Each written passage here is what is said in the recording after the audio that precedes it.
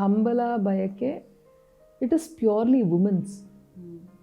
ತಾಯ್ತನ ಅದು ನ್ಯಾಚುರಲಾಗಿ ನಮ್ಮಲ್ಲಿ ಇರೋವಂಥದ್ದು. ಮತ್ತು ಅದು ಯಾವಾಗ ಜಾಸ್ತಿ ಆಗುತ್ತೋ ಏನಾಗುತ್ತೋ ಅಂತ ನಮಗೆ ಗೊತ್ತಿಲ್ಲ. ಬಟ್ ಬಿಯಾಂಡ್ ಅ ಪಾಯಿಂಟ್ ಯಾವಾಗಲೂ ಹೆಣ್ಣಿಗೊಂದಿದೆ ಅವಳಿಗೆ.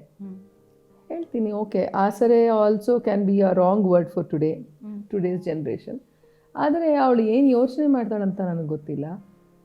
ಒಂದು ಏಜ್ ಆಗ್ತಾ ಆಗ್ತಾ ಒಂದು 35 ನಂತರ ಒಂದು ಇನ್ಸೆಕ್ಯೂರಿಟಿ ನಮ್ಮನ್ನು ಕಾಡೋಕ್ಕೆ ಶುರು ಆಗುತ್ತೆ.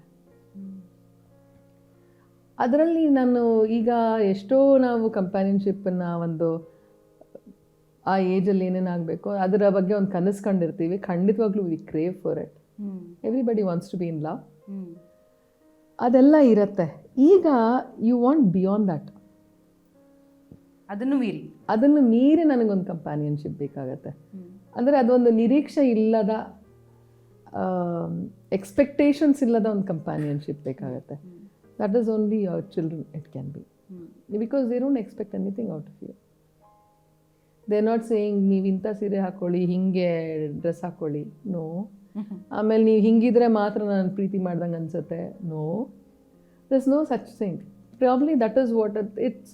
ಅಥವಾ ನಾವು ಪ್ಯೂರ್ ಲವ್ ಏನೋ ಒಂದು ಹೇಳ್ತೀವಲ್ಲ, it is truly pure love ಅಂತ. ಮೇ ಬಿ ಆ ಪ್ಯೂರ್ ಲವ್ವಿಗೋಸ್ಕರ ಒಂದು ಕ್ರೇವಿಂಗ್ ಇರ್ಬೋದೇನೋ ನಮ್ಮಲ್ಲಿ.